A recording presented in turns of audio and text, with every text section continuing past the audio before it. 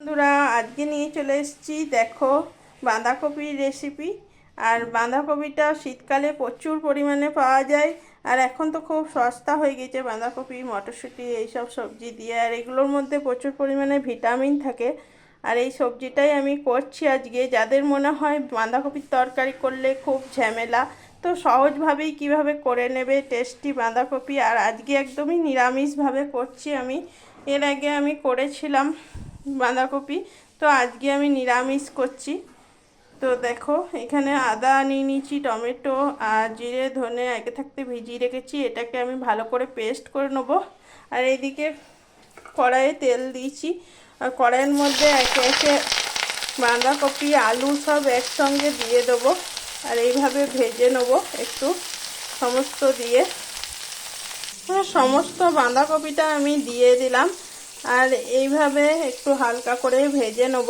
তো বাঁধাকপিটার মধ্যে একটু নুন দিয়ে দিলাম, তাড়াতাড়ি সেদ্ধ হয়ে যায় নুন দিয়ে দিলে।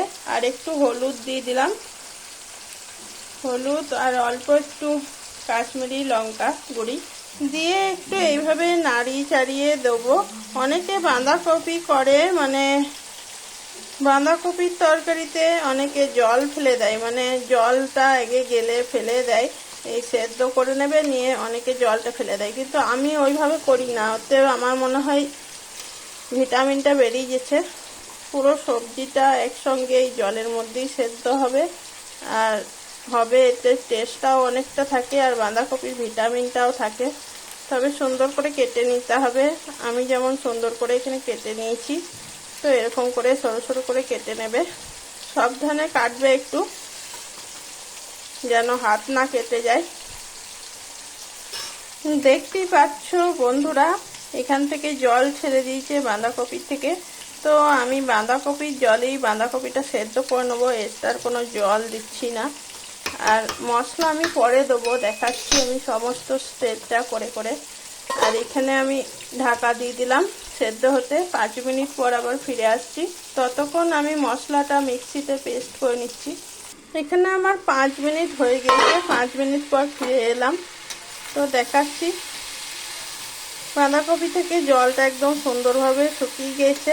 আরও 2 মিনিট এইভাবে নাড়ি চাড়িয়ে ভেজে নেব সুন্দর করে। বাঁধাকপি খেতে খুব সুন্দর হয়, এইভাবে করলে যারা খায় না তারাও খাবে।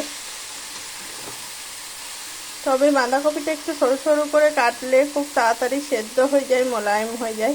তবে সাবধানে কাটবে, সবাইকেই বলে দিচ্ছি।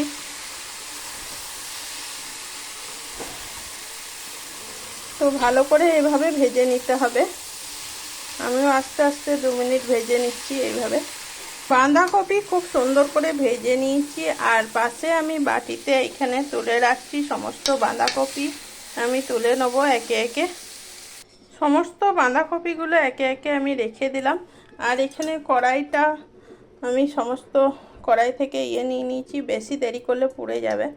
তো বাঁধাকপিগুলো আমি তুলে নিয়েছি। তোমরা চাইলে কড়াইটা ধুয়ে নিতেও পারো একটু, আমি আর ধুলাম না, আমার দেরি হয়ে গেছে, তো তাড়াতাড়ি একটু করে নিচ্ছি।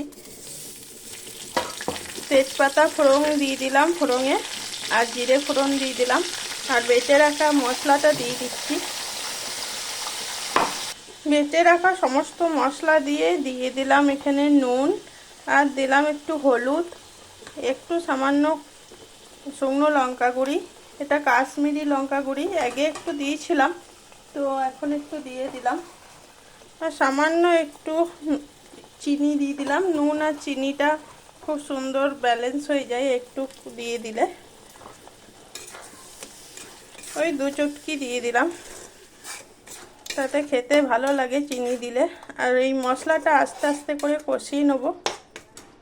এই স্টেপটা তোমরা লক্ষ্য করবে যারা জানো না একদমই রান্না ভালো, বা নতুন করছো, বাঁধাকপি ভালো হয় না, তো ভালো করে মানে ভেজে নিতে হবে মশলাটা। এখানে কাঁচা গন্ধ ছাড়লে হবে না। আর একদম মশলা থেকে তেল যখন ভালো করে ছেড়ে দেবে, তো তখন জানবে মশলাটা তোমাদের কষানো হয়ে গিয়েছে।